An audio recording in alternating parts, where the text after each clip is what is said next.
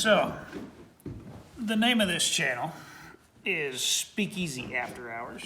Sorry, I'm getting my pistol out of my pocket. I'm gonna put it on the table. It's a little uncomfortable. Okay. We have tried several attempts to get this right. I hope that the audio quality is coming through okay. So, we have done multiple attempts on this. This is the third, actually. I'm going to do it with a Glencairn glass today, just because I have one, and why not? And we're going to give it a shot and see what happens. And I'm only going to do one. So, I decided to start with the Old Forester 1870 original batch. Why not start at the beginning and work our way up and just do one bottle and kind of give you what I think this tastes like. And I am by no means a bourbon connoisseur. I am a layman, and you may hear that a lot of these smell similar or taste similar, and that's just because my palate is not refined. This is a 90 proof bourbon, and it's very, very good. It is our house bourbon. If you get an old fashioned at the Speakeasy restaurant, this is what your old fashioned is going to be made out of. And it's very, very delightful. So, all that being said, I'm going to read the back of it real quick, except for the government warning, of course. It said, "This whiskey is distilled by us only, and we are responsible for its richness and fine quality. Its elegant flavor is solely due to original fineness developed with care. There is nothing better on the market." George Garvin Brown, founder. Now, all that being said, let's uncork this and give it a shot. So, a Glencairn is a specifically designed glass. It is designed to capture the aroma, aid the nose, and actually the Orange County glass does a fantastic job, which is a foam cup. I'm not going to do a whole lot tonight. I have to drive home. So, I just want a little taste, a little smell, and we're going to look at it. So the color is beautiful. It is very clear, which is it's a distilled alcohol. And the legs are starting to grow on it, and it looks delightful. And that just means like this line here, and I don't know if you can see it or not, but where I have splashed the bourbon around at, they start to grow big long strides that kind of act like they keep going and going. So as this evaporates a little bit and catches a little aroma inside the glass, I'm going to smell it and kind of give you just what I think. So, like I said, the legs on it are beautiful. They're looking fantastic. All right, smell. Okay, right up front, I get the alcohol, but it's not a stupid high concentration. Caramel. I'm picking up some caramel from the barrel, which I would expect it with the color. I mean, it just looks like a caramel or a caramel. I guess some vanilla. A very, very little bit of the oak and a char on the oak. I don't get a whole lot of the char. I get a little bit of the oak. It's definitely not a strong, like a double oak bourbon that you hear. That's the big thing now. And I'm not a double oak fan. I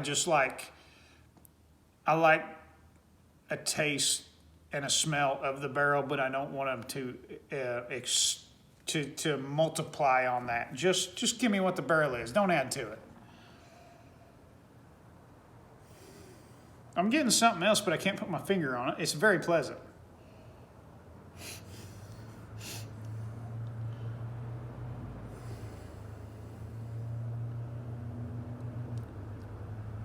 Yeah, I can't place it. It's not like grassy or anything. It's I don't know. I can't put my finger on it. So caramel, slight vanilla, sweet, like maybe a maple syrupy smell. That's it. It's a subtle sweet. It goes along with the caramel, but a little different. You know, it's kind of like a sugar daddy or a sugar baby versus maple syrup. You know, they're both sugar, but two totally different flavors. So now this thing is legged out beautifully. I'm gonna give it a little taste and see what happens.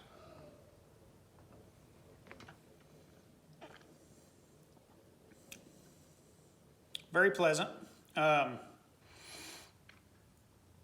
would almost say that there is a bit of rye in there because it has a spice and not the alcohol bite, but just a mild, subtle little kiss on the back of your tongue spice. And I don't know anything if there is a rye in here or not. Whiskey Road. It doesn't say. That being said, it's a 90 proof bottle, so it's 45% alcohol. Very, very sweet. And the aftertaste now is that sweet, super, super sweet.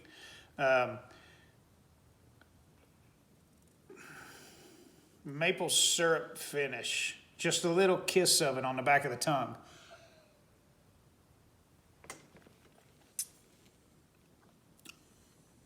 Up front, it's loud, it's spicy, but that falls off real quick, and then it goes into a real smooth finish.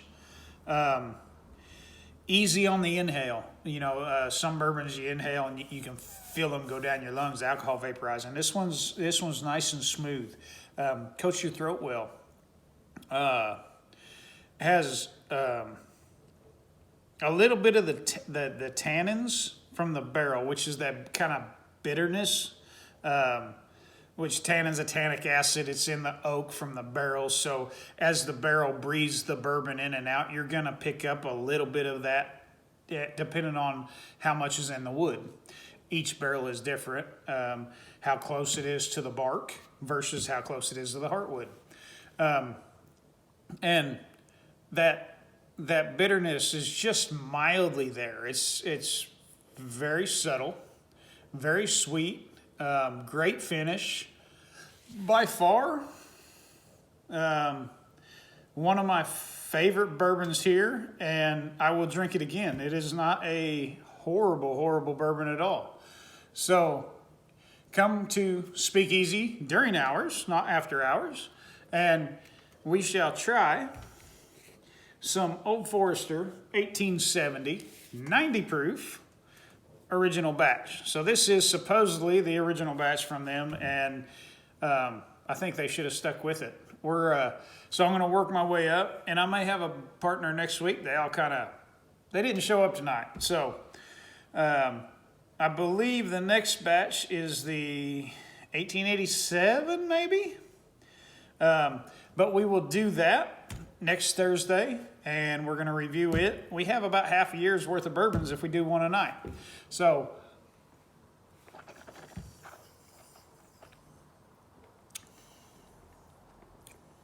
very good. Vanilla. I get a little hint of vanilla there. And then the maple syrup finishes, and I don't get a whole much of the caramel. It's on the nose, but not on the mouth. So that hopefully is a first successful video on Speakeasy After Hours and reviewing Old Forester 1870 original batch. Fantastic bourbon. I highly recommend it. I don't know what the retail is on it. I get it for wholesale. Don't hate me for it. I'm sorry. But very, very, very good bourbon. I'm going to say it's probably in the neighborhood of a $35 to $45 bottle of bourbon. And if you can get it for that, by all means get it for that. It is worth every penny. It is fantastic. I don't know how old this bourbon is.